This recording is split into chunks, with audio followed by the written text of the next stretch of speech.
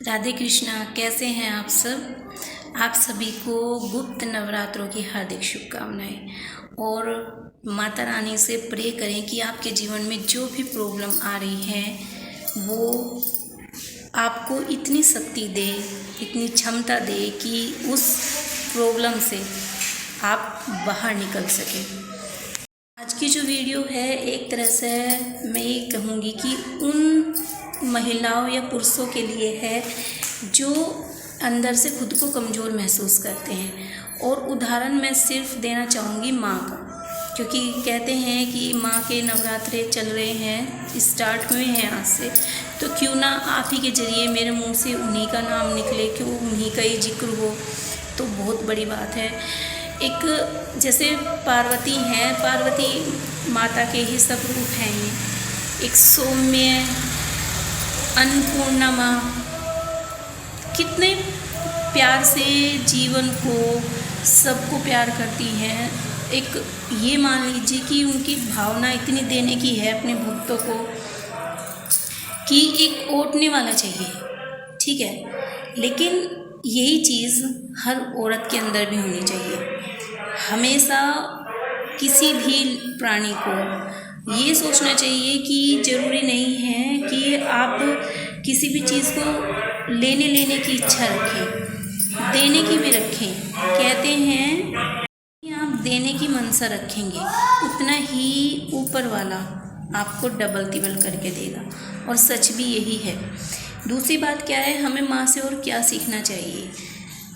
जब किसी पर अत्याचार होता है तो जो सही है माँ हमेशा उसका साथ देती है। और हम लोगों के अंदर भी ये गुण होना चाहिए कि जब किसी के साथ कुछ गलत हो रहा है तो हमें वहाँ उठकर सामना करना चाहिए, उस इंसान का साथ देना चाहिए। क्योंकि किसी भी इंसान को विपत्ति में छोड़ना एक गुण नहीं है, अवगुण है, और ये हमें अपनी माँ से सीखना चाहिए। असुरों का विनाश करने के लिए माँ ने न जाने कितने रूप जो हैं लिए हैं, और हर रूप में उनकी एक अलग ही छवि है। और छवि इस तरह की है कि वो हमें एक तरह से एक शिक्षा भी देती है कि आप पे अगर कोई अत्याचार कर रहा है तो आपकी एक लिमिट होती है किसी भी चीज़ को सहन करने की। कुछ बातें ऐसी होती हैं रिश्तों को बनाए रखने के लिए, अगर आप सहन भी कर रहे हैं तो उसकी भी एक लिमिट होनी चाहिए। लेकिन अगर कोई इंसान आप पे इतना हावी हो गया कि उसको यही फ़र्क नहीं पड़ रहा है कि आप जीवित रहें या मृत्यु हो जाए या आपका कुछ भी गड़बड़ हो जाए, ऐसे इंसान को सबक सिखाना भी बनता है। जब ऊपर वाला हर चीज़ धर्म के साथ है, अधर्म को वो ख़त्म करने की बात कहता है, तो हमें भी उन चीज़ों की तरफ अपना ध्यान लगाना चाहिए। गुप्त नवरात्रे हैं, इनमें एक तरह से ही है कि आदमी मंत्रोच्चारण जितना करेगा, आप जो कुछ भी कर रहे हैं अपने लिए कर रहे हैं, आप ही की शुद्धि हो रही है, किसी दूसरे की शुद्धि नहीं हो रही है। आपके अंदर जो चेंज आएंगे वो लोगों को दिखाई देंगे। लेकिन कोई भी गलत काम करने के लिए, किसी को नुकसान पहुंचाने के लिए, कोई भी किसी भी चीज़ को प्राप्त करना गलत है। ठीक है, भगवान जब उनकी आराधना करते हैं तो वो अपने भक्तों की हर इच्छा पूरी करते हैं। लेकिन कहते हैं कि अगर हम कोई भी वरदान अगर मांगना चाहते हैं तो अगर हम दूसरे की भलाई हो इस तरह से कोई भी चीज़ मांगे, मान लो आप धन की इच्छा रखते हैं और आपको धन इसलिए चाहिए कि आप किसी गरीब की सेवा कर सकें, ये नहीं कि मैं धन इसलिए चाहता हूँ कि मैं लग्जरी लाइफ जीऊँ, तो एक तरह से वो हो गया सिर्फ अपना स्वार्थ। लेकिन अगर आप ये चाहते हैं कि हम दूसरों की भलाई करें, कोई गरीब गुरबा है, किसी की बहू बेटी है, भाई किसी की बीमारी में किसी को पैसों की ज़रूरत है, शादी वगैरह में किसी को ज़रूरत है, अगर आप उस धन को उस जगह लगाते हैं तो ऊपर वाला भी खुश होता है, आपको दुआ भी मिलती है। ये होती है एक तरह से समाज सेवा। उस पैसे का हमने सही जगह सदुपयोग किया। कोई भी पूजा करते हैं हमेशा हम भगवान के सामने एक शर्त रख देते हैं कि ईश्वर आप मेरी ये इच्छा पूरी करेंगे तो मैं आपको ये चढ़ाऊँगा, वो चढ़ाऊँगा। इन शर्त हमने पहले ही अपने और उसके बीच में एक शर्त जो रखी है, तो हमने एक दीवार खींच दी। अगर हम वो दीवार ना खींचें तो शायद हम उस ईश्वर को ही पालें, उस माँ को पालें।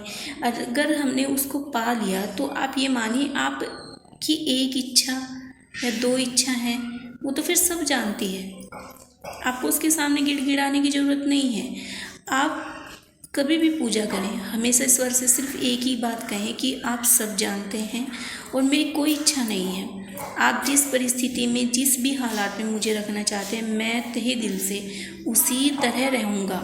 आप जो भी दुख दोगे मैं वो भी हंसते हंसते सहन करूँगा, लेकिन माँ मेरे साथ रहना, मुझे इतनी शक्ति देना, मेरे हाथों से कोई गलत काम ना हो, मैं किसी को गलत ना कहूँ, कोई भी काम ऐसा ना हो कि मुझे कोई दूसरा इंसान बद्दुआ दे। मुझे इतनी शक्ति दो कि मुझे एहसास हो कि आप मेरे साथ हो। ये इस तरह की बातें हैं जब आप अपनी माँ से खुद नॉर्मल लाइफ में भी अगर बोलोगे तो कोई भी इंसान पिघल जाएगा। तो वो तो जगत जननी है, उसके सामने अगर आप ये कहोगे कि माँ मुझे कुछ नहीं चाहिए, मुझे तो सिर्फ आप चाहिए, तो वो क्यों नहीं साथ आएगी कि मेरे बच्चे को कुछ नहीं चाहिए। इंसान हमेशा लेने लेने की होड़ में लगा हुआ है, लेकिन उसे यही समझ नहीं आ रहा है कि तू ले किसके लिए रहा है, अपने लिए ले रहा है या दुनिया के लिए ले रहा है। छोड़ के हमें सब कुछ जाना है एक दिन, तो उसी इंसान का साथ मांगो ना, उसी परमात्मा का हाथ मांगो जो हर जन्म में वो हाथ छूटे ही ना। ठीक है, आप कितनी भी लग्जरी लाइफ जी लो, कितनी भी अच्छी लाइफ स्टाइल जी लो, लेकिन अगर आपके माइंड में शांति नहीं है, आप हर चीज़ से असंतुष्ट हो, तो आप चाहे कहीं भी चले जाना, आपको खुशी नहीं मिलेगी। अगर आप सच में खुशी चाहते हैं तो आप एक झोपड़ी में भी रहेंगे ना, तो वहाँ भी आपको खुशी महसूस होगी, क्योंकि जो आपका ये माइंड है ना, ये शांत है। और शांत रहने के लिए आपके साथ एक ऐसे इंसान का होना बहुत ज़रूरी है जो आपको समझे, जिसे आप अपनी पीड़ा बता सकें। और इस दुनिया में कोई इंसान ऐसा नहीं है जिससे आप अपनी पीड़ा बता सके, क्योंकि एक कहावत है कि इंसान रोकर पूछता है और हंसकर उड़ाता है, यानी कि बाहर वो आपकी बातों को मज़े ले लेकर लोगों को बताता है। तो क्यों आप अंधेरे में भटक रहे हैं, लोगों को समझ नहीं आ रहा है कि भाई उसके थोड़ा सा परेशान हुआ, चलो उसको मैं बता दूँ, मैं उसको कोई भी बात बता दूँ, लेकिन उसका आंसर तो आपको मिल ही नहीं रहा है।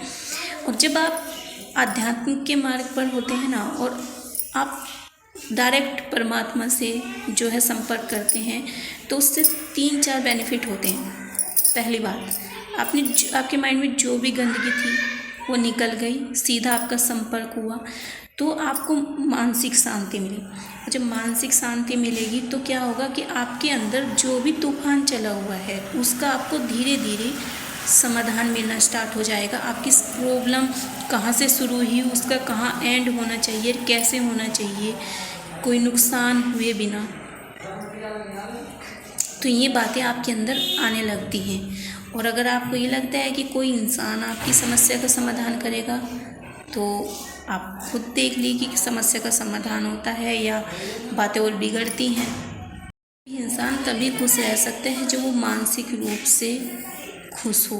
हर परिस्थिति में थोड़ा बहुत हर किसी को एडजस्ट ज़रूर करना चाहिए। ये नहीं कि मुझे ये चाहिए तो बस मुझे यही चाहिए, उसमें चाहे भले ही किसी का नुकसान हो, तो वो वाली चीज़ भी नहीं होनी चाहिए। आप ये मान के चले कि कोई भी काम हो तो हमारा भी नुकसान नहीं होना चाहिए, सामने वाले का भी नुकसान नहीं होना चाहिए, तो आपको भी खुशी मिलेगी और सामने वाले को भी खुशी मिलेगी। ये तो बहुत है करने के लिए आप लोगों से, लेकिन मैं जो वीडियो बनाती हूँ ज़्यादातर आपसे आपकी और मेरी जो बात हो एक नॉर्मल टॉपिक पे हो, जिस चीज़ को हम सब लोग फेस कर रहे हैं।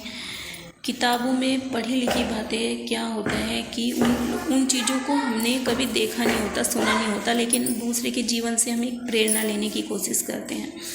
लेकिन जो नॉर्मल बातें होती हैं जो आप सभी के साथ, हमारे साथ बीत रही हैं, वो बातें ज़्यादातर मैं अपनी वीडियोस में लाने की कोशिश करती हूँ। अभी आप लोगों के ऊपर है कि आप लोगों को पसंद आती हैं नहीं आती। अदरवाइज़ मेरा हमेशा जो है कि मैं कोशिश मेरी यही रहती है कि दर्द को कुरेद तो कोई भी सकता है, लेकिन उस पर मरहम लगाना बहुत ज़रूरी है और किसी न किसी को तो लगाना पड़ेगा। तो अपने आप को ऐसा बनाइए कि आप किसी की पीड़ा को उखेड़ने की बजाय एक मरहम बन जाए कि सामने वाला इंसान अगली बार आपकी राह तके कि हाँ, ये इंसान मेरी लाइफ में आना चाहिए और मुझे ऐसे ही इंसान की ज़रूरत है। ठीक है, तो मैं मिलती हूँ अपने नेक्स्ट वीडियो में। आप सभी को जो है गुप्त नवरात्रि की हार्दिक शुभकामनाएं। आप अपनी माँ से अपने लिए प्रार्थना करें, दुआएं मांगे। चलिए जी, मिलते हैं नेक्स्ट वीडियो में। आप सभी को राधे राधे।